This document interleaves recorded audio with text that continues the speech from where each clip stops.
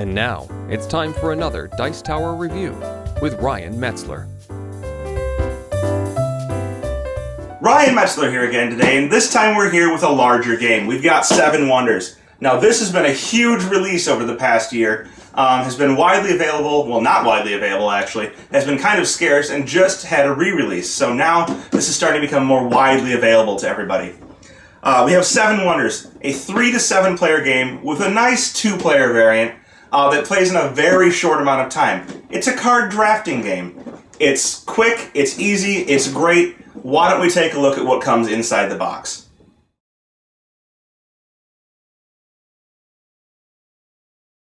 So here we have a layout of everything included in the Seven Wonders box. First, you can see that there's a lot of cards included. We have 3 different decks of cards, each of which is marked with a different age. You have age 1, age 2, and age 3, and these are kept separate because there's 3 separate phases in the game, which are dictated by the amount of cards left in the age. Each player at the beginning of the game is going to get 7 cards from age 1, and when those 7 cards are gone, you'll proceed to age 2, and then age 3. You can also see over here that we have 7 more cards. There's actually 8 here because I have a promo card included. These 8 cards are responsible for doling out which person will get to play which wonder at the beginning of the game. You'll randomize these and deal out 1 to each player, and that will tell them which board they're going to have, and that will dictate somewhat their style of play throughout the game. Correspondingly, you can see that there are 8 gaming boards over here. For each player who draws their randomizer card, they'll receive the corresponding board. There are 2 sides to each of these boards, and we'll show you those in a little bit, but there are different icons on here which will somewhat dictate how the player is going to play. Additionally, you can see that there's a bunch of tokens included. We have gold money tokens down here that are worth 3 money each, and silver money tokens, which are worth 1 money each. Money will allow you to buy different goods from players to your left and right, as well as to be able to play certain cards. Finally, we have these cardboard tokens up top. These tokens, the red ones, are given to you when you win a military battle. On the other hand, the gray ones, which are worth -1 point, are given to you when you lose a military battle. Now that we've looked at what's inside the box, why don't we take a closer look at some of the gaming boards included in the game. So once everybody's got their board, they'll place it in front of them and they'll look at what the iconography on this board is. So as you can see, these boards are double-sided, and each side is actually different. So on this one, you can see that there's 3 spots at the bottom. At this one, there's only 2. The A side, which is the side with 3 spots, is considered to be the basic side of the board, while the B side, on the reverse, is a little bit more advanced. Also, players will get 3 money to start the game. Now, on your basic board, you're looking at several different things, and there's different iconography for everything. At the top left-hand side, you can see a little picture of ore. This is a resource that is going to be available for that player to use for free on every one of their turns. Additionally, players to the left and right of the player will be able to buy this resource to use for building their own buildings on their turns. At the bottom, you can see a spot with 3 areas that look like the top of cards. These areas are spaces for building the levels of your wonder. Each level provides a different bonus. For example, the first level here requires 2 wood to build, which currently this player does not have any of, and provides 3 victory points. After having built the level 1 stage of their building, they may build the level 2 stage, which requires 3 brick, but provides 2 military power. After having built the level 2, they may build the level 3, requiring 4 ore, of which they already have 1 on their player board, and providing 7 more victory points. Now that we've looked at the player boards, why don't we take a look at some of the cards that are included in the game. There are several different types, and most of what I'm showing you here is going to be representative of cards in the first age. As you go through subsequent ages, cards will become more complex, more beneficial, harder to play, but definitely worth more points at the end of the game. This card here, a brown card, is a resource card. Building this card will provide you with either a stone every turn or a brick every turn, your choice. However, listed in the upper left-hand corner is a cost for building this card, 1 money. Once you've paid that 1 money, you'll place this card on your board and you'll have 1 stone or 1 brick every turn. Red cards, or military cards, provides you military power that will be beneficial at the end of each age. At the end of every age, you'll compare your military power to the power of the opponents to your left and right, and whoever has a higher power will earn points. Whoever has lower powers will earn negative points for that age. Building this card, as you can see, requires 1 brick, which you may or may not have. If you do have it, you may build this card for free. If not, you may have to purchase the required brick from one of your neighbors for 2 money. The third type of card is victory point cards, which will always be blue. As you can see, this card has no cost. However, it provides 2 victory points to you at the end of the game. Additionally, there is a building listed at the bottom right-hand corner of this card. Having built the altar, in subsequent ages you may be able to build the temple, which is shown in the bottom right-hand corner, at no cost. Gray cards provide material goods that aren't construction goods. So here you can see this one provides a cloth. These are typically used for some of the more advanced buildings in order to get them into play. You may buy these resources from your neighbor, but they're more scarce and harder to get. Sometimes it's a good idea to pick up these resources on your own to ensure that you get them.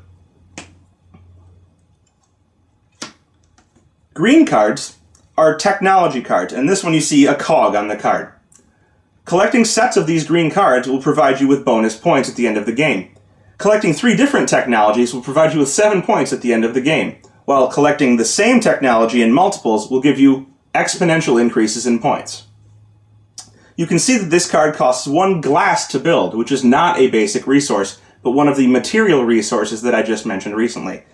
Thus, these cards are often harder to get into play. Gold cards, like this one, usually alter the way the game plays in some form. For example, this one looks at the opponents to your left and right and makes any of the material goods that they have cost 1 less, or only cost 1. Usually buying a resource from your neighbors costs 2 money, while this reduces it to only 1. Finally, we have purple cards, which are only available in the Third Age. These are called guild cards. And what these do is usually provide some type of modification to endgame scoring. For example, this card, which as you can now see requires 2 ore, a brick, and a cloth to get into play, makes it so that every victory point or negative victory point marker that your neighbors have counts as 1 point for you. This is especially good for high military players who have fought and won many battles at the end of each age.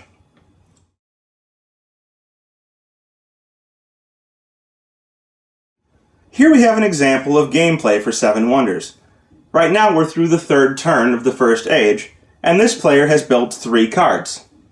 The first card he built was this resource card, costing him 1 money, but providing him with either a stone or a brick on every turn. Subsequently, he was passed 6 more cards from the person to his left, and he chose the military card, beginning his military conquest, which will be beneficial when he's able to build the 2nd age of his card and receives more military. This cost him 1 brick, which he was able to spend from his own resources that turn, so he actually paid nothing for this card. The third card he chose was a 5 money card. This card simply provides him with 5 money when he puts it into play. It has no cost, so it's simply a way of building up your wealth. On his 4th turn, he has passed 4 cards. These 4 cards are 2 technology cards and 2 game-modifying gold cards. He chooses that he does not want to build any of these cards, either for reasons that he doesn't have the resources, or because he doesn't think they're beneficial to his gameplay. This leaves him with 2 options. The first option is that he can take any one of the cards and throw it away for 3 money.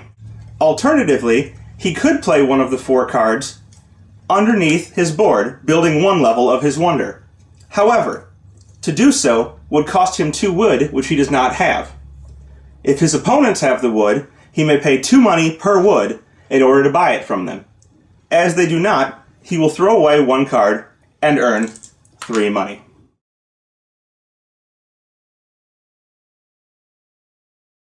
So as I mentioned, this game, as I said at the beginning, is really fun and really quick to play. You can get through several games really fast, and that's a nice thing. and it actually feels like you're building a civilization. Now, the game plays really quickly, and the reason for that is that you're dealt 7 cards, and you're going to take one, pass, play that card, take another one, until 6 of the cards have been used from each player. So everybody's going to get 6 cards in the first age. The last card that you're dealt gets thrown away. After that, you deal out a new... You look at military. You don't have to stop. Once you finish the first age, you're going to take a look at your military victories. Whoever has the most military compared to their opponents is going to earn points. People next to that player who have less military are going to lose points. And that won't be totaled until the end of the game, but it is important to pay attention to. Then you're going to get 7 more cards for the second age. You're going to pass and reverse, but it's really the same thing over and over again. Now, you think, well, it's the same thing over and over again. Isn't that going to get boring?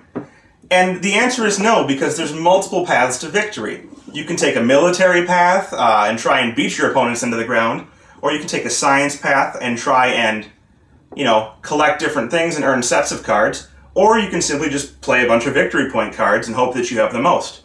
You can even try and get a whole lot of money and earn victory points that way, but not really a great strategy. At the end of the game, you're going to score points for your sets of science cards, your military prowess, your victory point cards, your money, and all kinds of different things, and whoever comes out on top is the winner. As I said, great game. The drafting mechanic in this game is brilliant. It's a nice play off of like a Magic-style draft. It's great because you're not trying to build a deck, but it kind of gives you the same deck-building type feeling, while it also gives you that nice feeling of a good civilization game in under an hour. 7 Wonders, great game. I think it's probably going to be one of the best games of the most recent year. And I think that if you haven't given it a shot, you really should. 7 Wonders, published by Repo Productions. If you can get your hands on a copy of this, I suggest you do it now. It just recently was reprinted, so it should be available. The price should be okay, and you'll get hours of entertainment out of this game. Thanks for joining us today. For more written, audio, and video reviews, as well as the #1 board game podcast, check out the website at www.thedicetower.com. Until then, this is Eric Summerer, and you've been watching The Dice Tower. Yeah?